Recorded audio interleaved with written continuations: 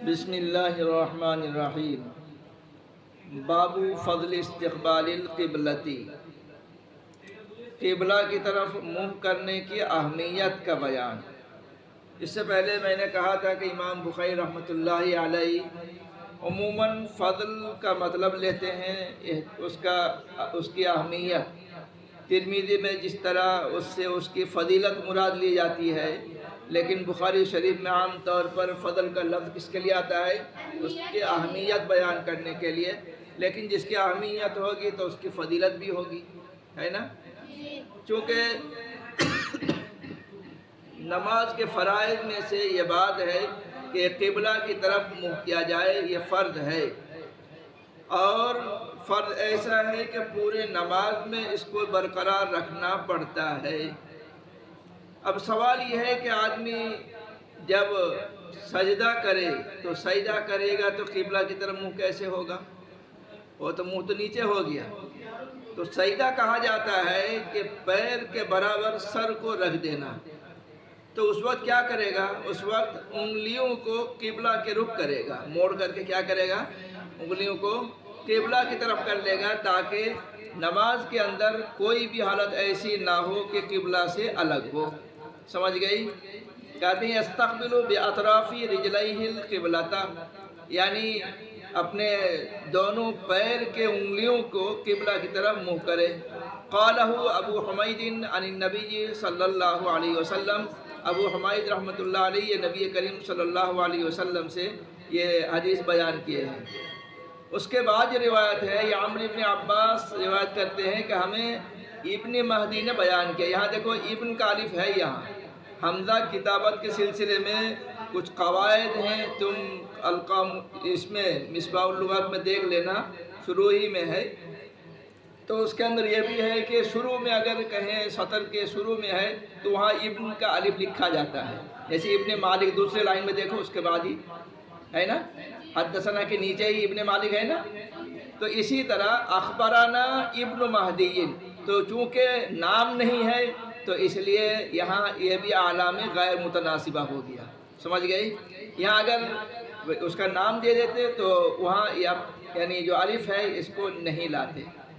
تو ابن مہدی یہ کہتے ہیں کہ ہمیں روایت کے منصور ابن سعد و میمون ابن سیاح سے و انس رضی اللہ تعالیٰ عنہ سے، انس ابن مالک رضی اللہ تعالیٰ عنہ سے بیان کرتے ہیں کہ رسول اللہ صلی اللہ علیہ وسلم نے فرمایا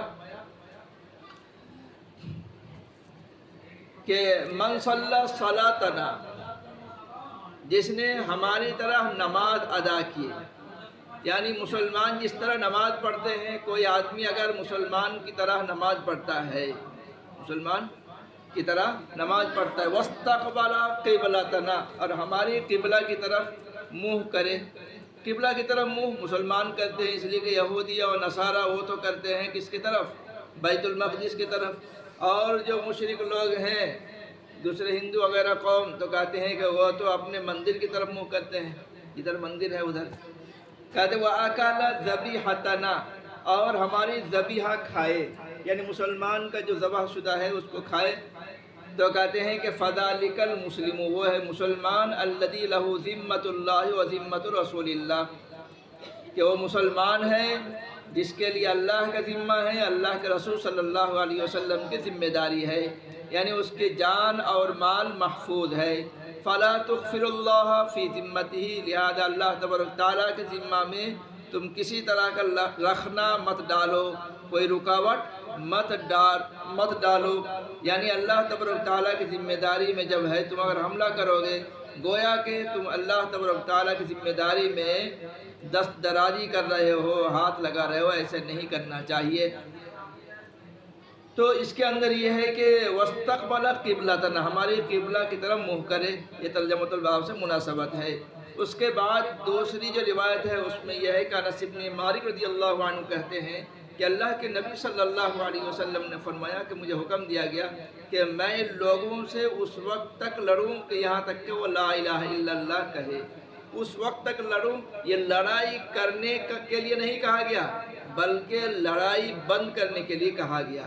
یعنی اگر کوئی آدمی اس کے سامنے کوئی مشرک آ گیا، کوئی دشمن آ گیا اور وہ اشہد ان لا الہ الا اللہ کہہ دے کتنا بڑا ہی وہ اسلام کا دشمن ہو، مسلمانوں کا دشمن ہو، تو اس کو مار نہیں سکتے۔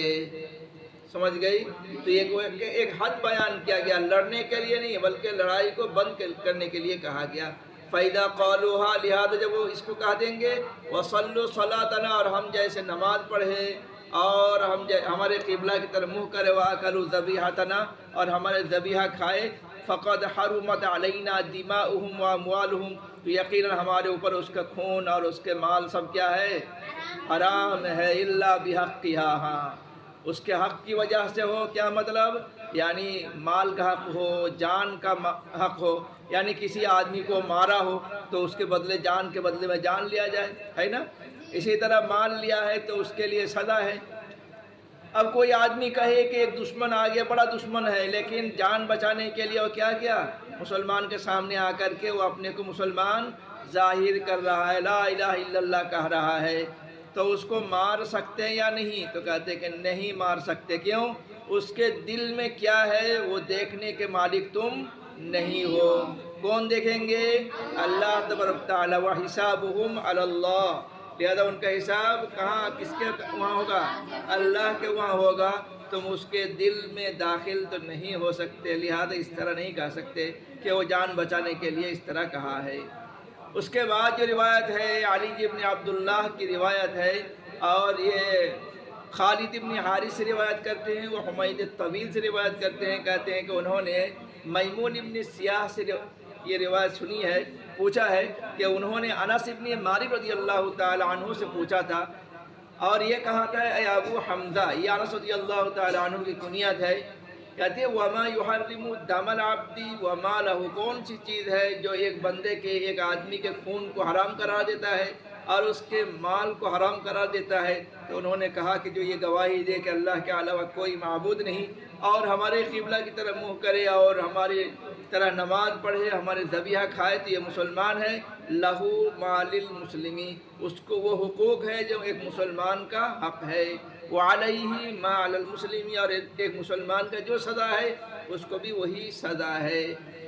ابن ابی مریم کہتے ہیں کہ ہمیں یہ روایت بیان کی یحییٰ ابن ایوب نے، اور وہ روایت کر رہے ہیں کس سے؟ حمید طویل سے، اور وہ روایت کر رہے ہیں انس ابن مالک رضی اللہ تعالی عنہ سے، اور نبی کریم صلی اللہ علیہ وسلم سے اسی طرح روایت کرتے ہیں۔